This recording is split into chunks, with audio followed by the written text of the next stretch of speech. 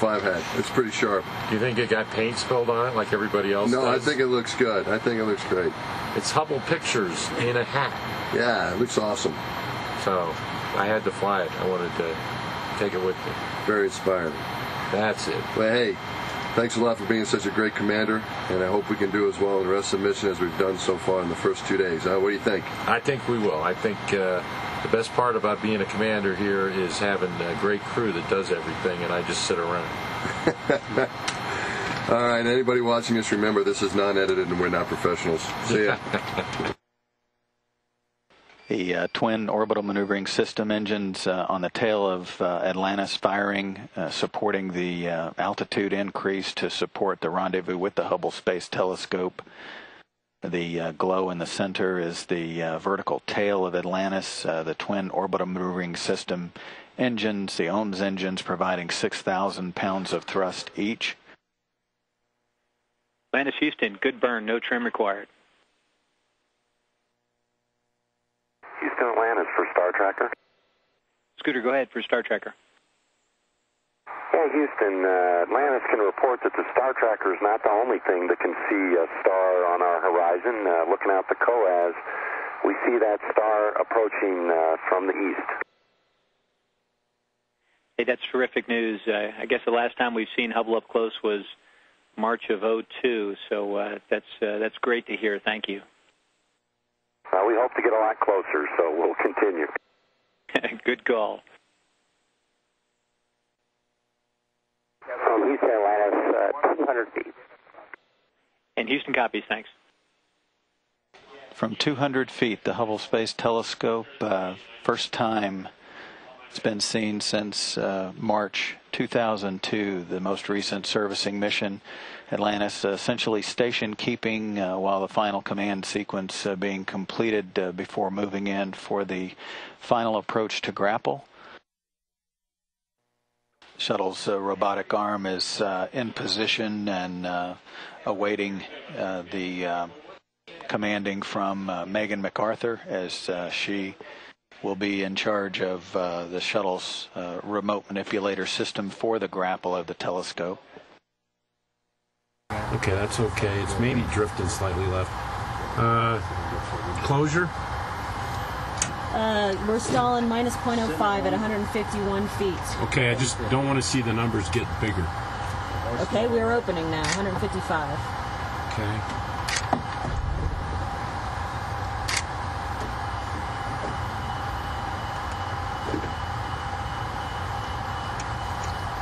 I'm going to try to shoot one off the bottom just to see if it will change. I see you set up with body vector 5, how many pitch angles of off do you think 270, we are? yaw 0, omicron 0.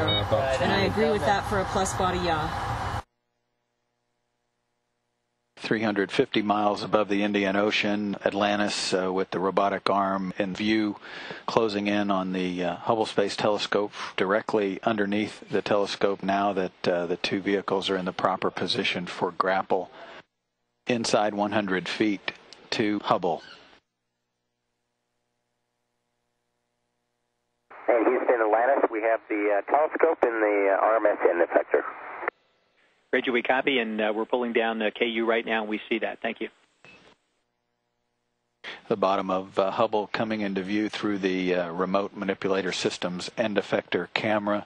This same view seen through one of the closed circuit televisions up on the flight deck of Atlantis.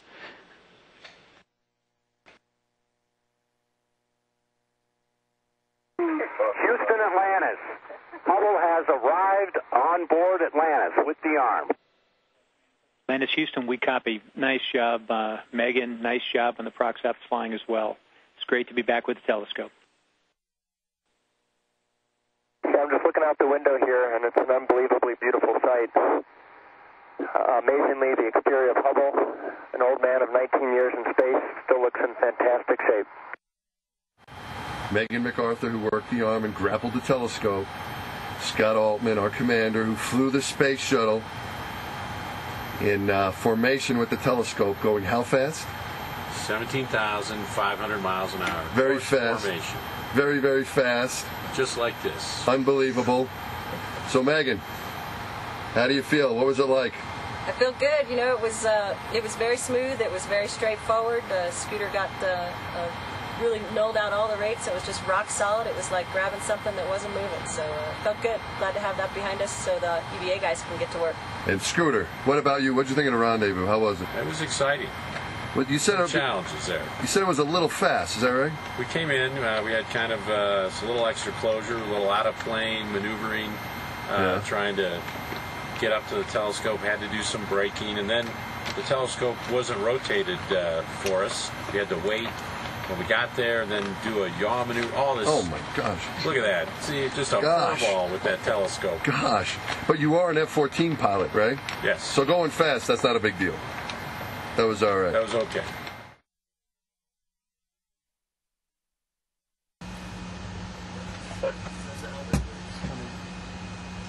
Coming out your way.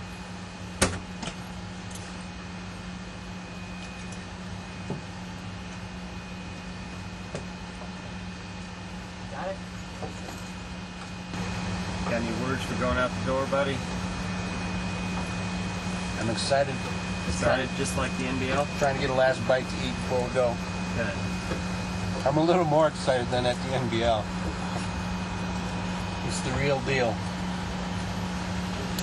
Drew, are you hitting the big time here? Ray J, this is the big time, buddy.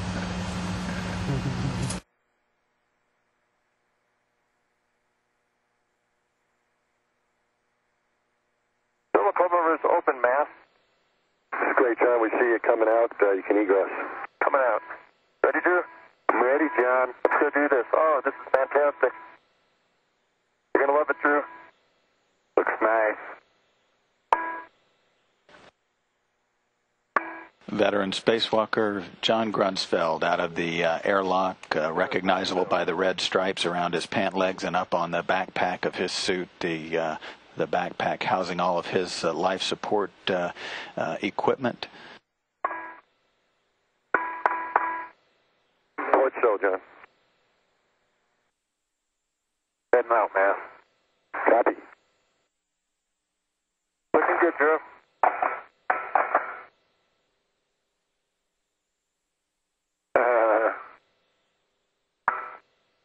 Too cool.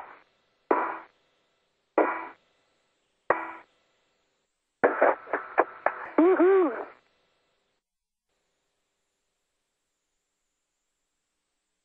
You good safety tether?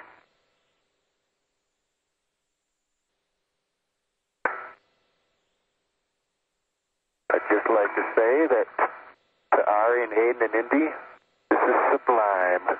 And I'm smiling from ear to ear. It's hard not to smile.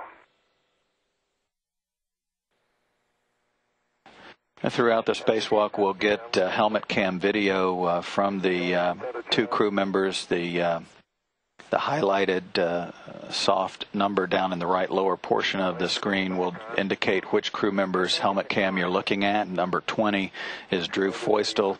If you see a number 19, that'll be John Grunsfeld. Okay, Dan, so we're not going to do step 2. We're going to have John go get the short adjustable. And we will have Drew, I guess we'll use the contingency MTL again. It'll take me just a couple of minutes. Okay. I'm the free floater. Take your time. Take your time, John.